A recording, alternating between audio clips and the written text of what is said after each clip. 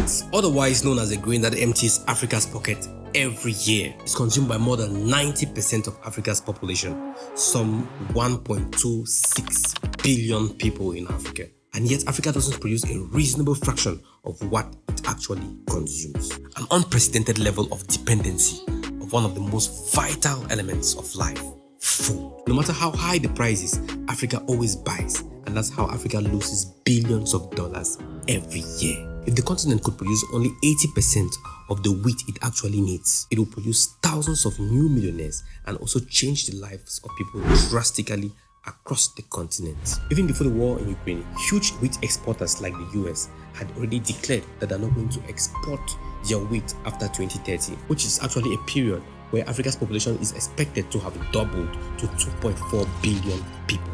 The stake here is Africa cannot reach its full economic potential without food security. This is a war that is already almost lost in advance if Africa doesn't do something very, very fast. So why is Africa not producing wheat that they need so badly? Or what are the alternatives of wheat that are on the table, if any? And to what extent are these alternatives feasible? We are going to see all that and more in this video. My name is Cassava and you are watching Africa Today. If you haven't subscribed to the channel, I don't know what you're waiting for. Hit the subscribe button and massage the notification bell, and we are starting right now.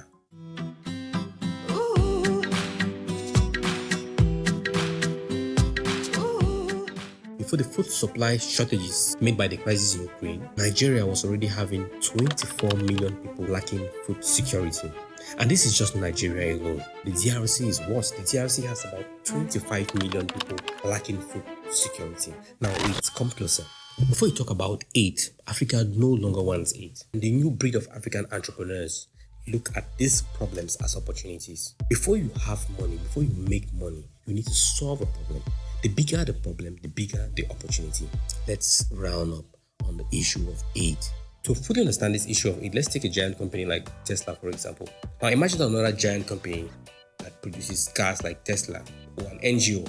I just imagine that produces giant cars like Tesla. Imagine that they produce electric cars and give to potential Tesla customers in the form of aid. Let's say that's aid. I mean, thousands of them.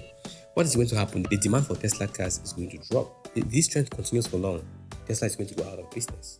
Now, it's the same thing with food in Africa. It's the same thing when aid comes to Africa. It literally brings down other businesses or even stop them from growing. A friend of mine once told me a story where a dad asked his son after coming back from school, was going into primary school, that what have you learned today? And the son said, we learned how to add mangoes. We added mangoes today. And the father said, okay, 1 mango plus 1 mango, what is it going to give you? The child said, it's going to give me 2 mangoes. So the dad said, okay, what about 1 banana plus 1 banana? What's it going to give? The child said, we have not started studying bananas. We'll start adding bananas next week.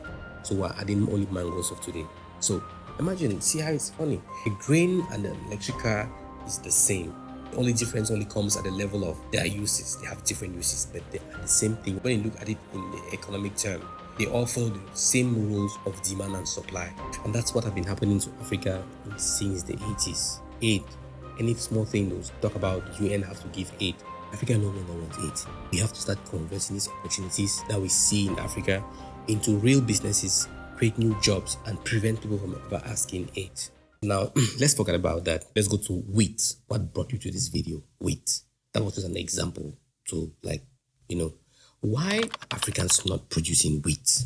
That's a very big question. It's a very big question that actually needs a very simple answer, and you're going to get that answer in this video.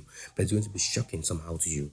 Now, when I tried to find out why Africans are not producing wheat, the answer I got was very surprising. In fact, I don't know how to put it. It was the same reason that I had subconsciously in my mind right from small. Every other African is going to reason with me. When we were small, they told us that there are certain crops that can't grow in Africa. So we literally grew up with that idea in our minds. It's a mindset that was set at this very young age. And this time right now, we are trying to remove that kind of mindset in people's minds. And one of these things that they told us when we were still small that cannot grow in Africa is the apples. They told us that apples cannot grow in Africa. And we believed it. We believed that we grew with it. My name is Kate Wambugu, the ambassador of Wambugu Apple. And I feel humbled to even mentor some farmers who didn't know that apples can do in Africa, and especially here in Kenya. It was even given a name, pomme de France. That is, you know in you that apples can't grow in Africa. I bet you almost 99.98% of Africans have never seen an apple tree. I almost forgot myself, including myself. 99.9999% of Africans haven't seen an apple tree. Most of them is like the way you are saying, Maya. You've never seen an apple tree. You see, it was very normal. It was not like it was a particular agency that was spreading this news. It was just like we just felt it to be something that is very normal. We took it to be very normal. That, hey, apples cannot grow in Africa.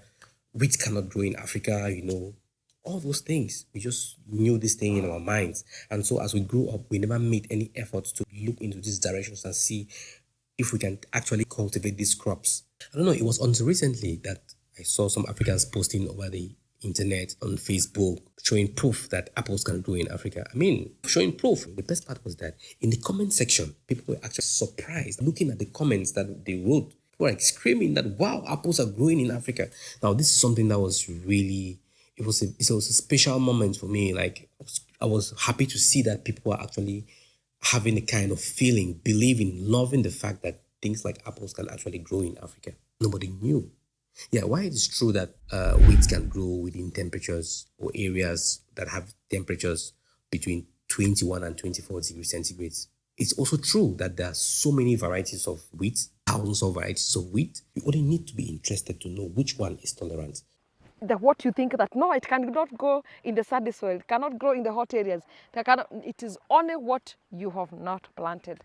Wambugu apple is one example. I made a video last time about avocado, saying how avocado is 1,000 times more lucrative than petrol. Now, many Africans in Africa didn't know that avocado was that lucrative.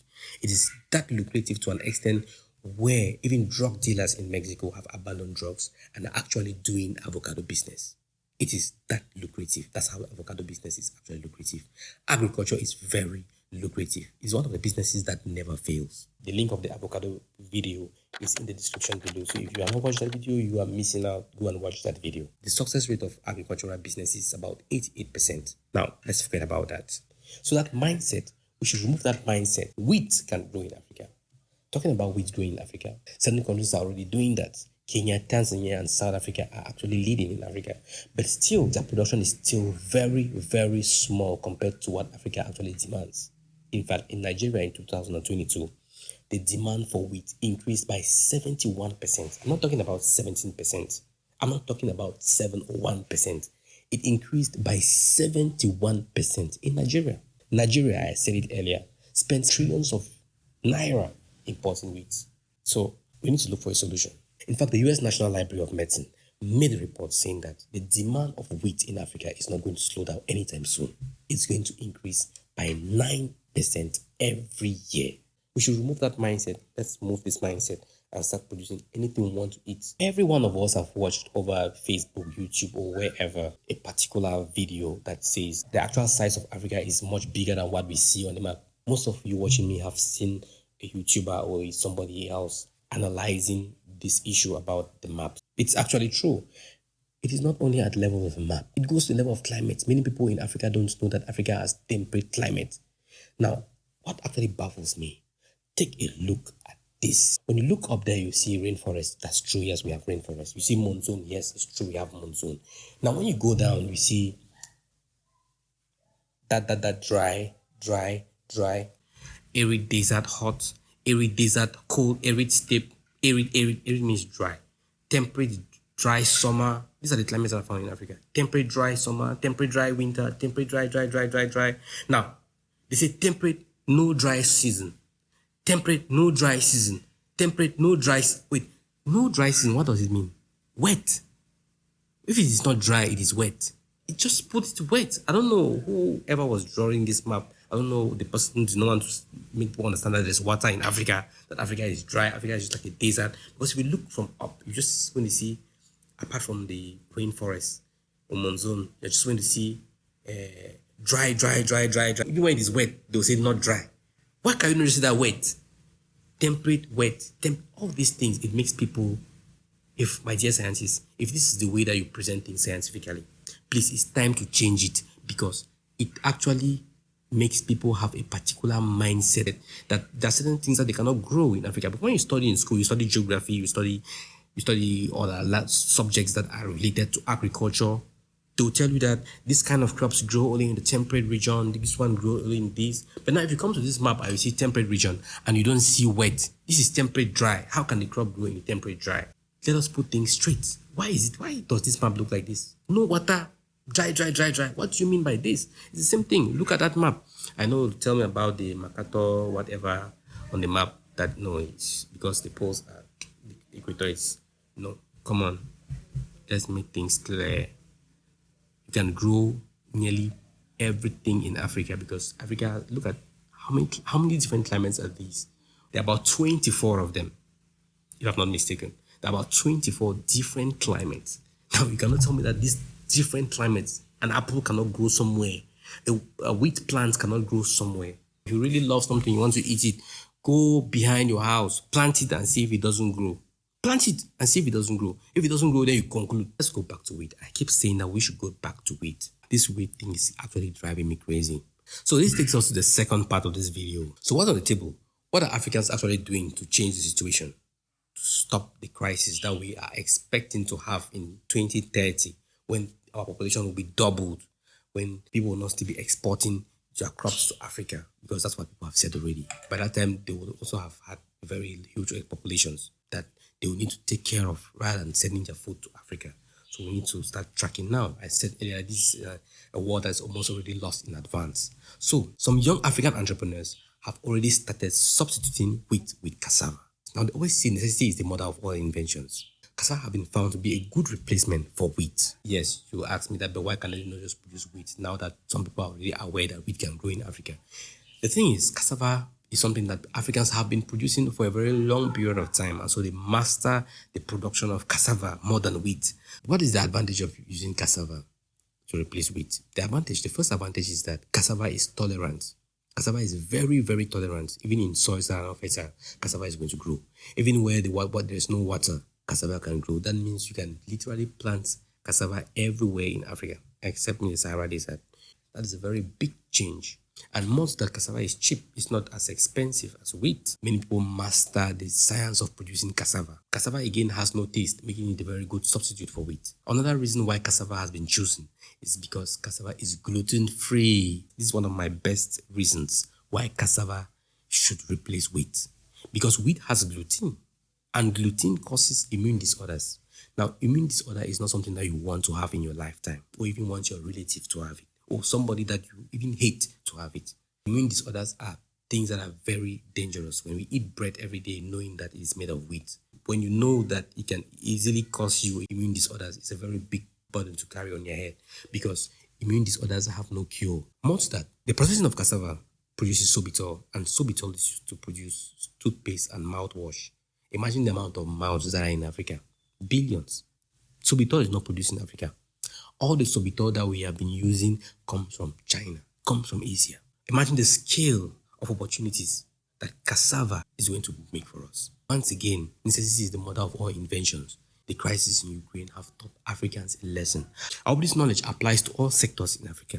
We must not only wait to have a crisis, to have a powerful crisis like this, before we take action. Cassava is replacing wheat in Africa. But then cassava has its own problems. Cassava is not just coming like that. There are many reasons. If you are watching this video and you want to actually start producing cassava on the scale, you need to listen to this very carefully.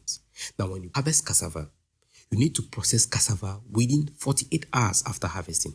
If not, it turns into, you guessed it, if you are from Africa, you guessed it right, it turns into fufu, because that's what we use cassava for, right? We use cassava to make fufu. And so when you produce cassava, you need to convert cassava, you need to process cassava as fast as possible. 70% of cassava is made of water, so cassava is very perishable, meaning that within 48 hours after harvesting, you need to process cassava.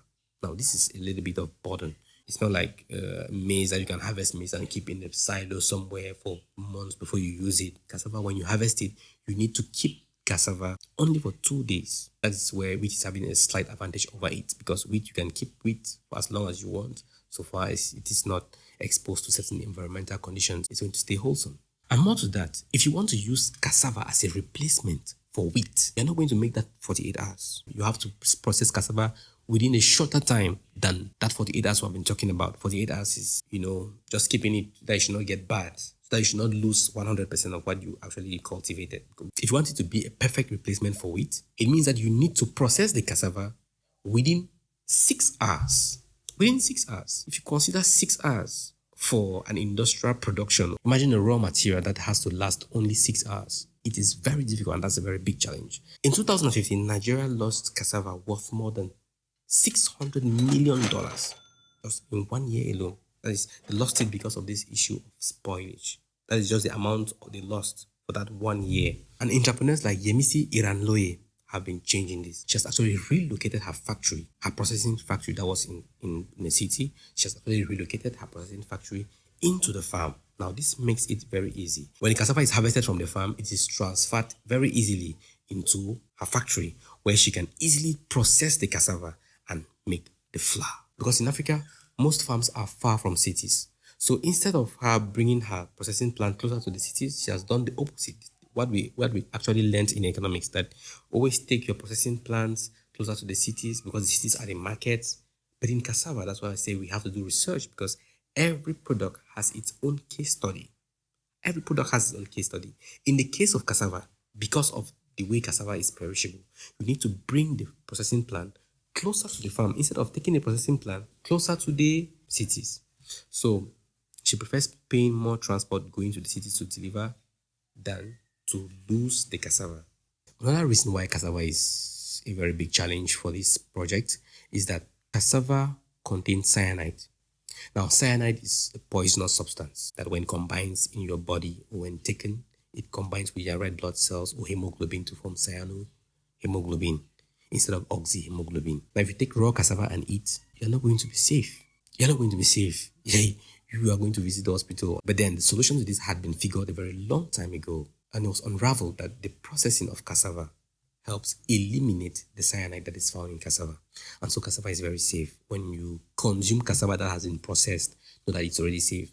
The cleaning of the cassava, the chopping of the cassava into small bits, the drying of the cassava, and all those things helps eliminate the cyanide that is found in cassava. A Cameroonian entrepreneur known as Bertin Chofo has opened a 3,500 hectare farm in Cameroon just to produce cassava. The big problems require big solutions and not aid. With all the challenges we have enumerated and the solutions that young entrepreneurs have come up with in Africa, the future of food security in Africa is going to be a good one. So try your best, see what you can do. What role can you bring? What role can you play in this new industry that is starting up? Because this is a new industry, whether you like it or not. This is a brand new industry that is starting up. I've just listed 2 people. On this channel, I told you we are unveiling, we are unraveling new businesses every day. This is a new market, this is a new opportunity. Get into it, and you are not only going to make money, but you are going to solve problems. You are going to solve the problem of food security in Africa, which for me is a more noble reason why you should invest in cassava production and also in the cassava flour business. If you haven't liked this video, I don't know what you're waiting for. It's the only way we can make more people know about these new inventions. It's the only way we can make people to understand the economic potential of Africa. My name is Asongwa Luis. I'll see you in the next video. I'm always here once every week to give you an update on anything concerning money in Africa. But then there are lots of videos on this channel. Again, I said there's a video for everybody on this channel. Go through. There are businesses on different budgets. There are businesses that have less risk, especially for those who are still starting up in business. To start up, to pick and take off. See you in my next video. Ciao.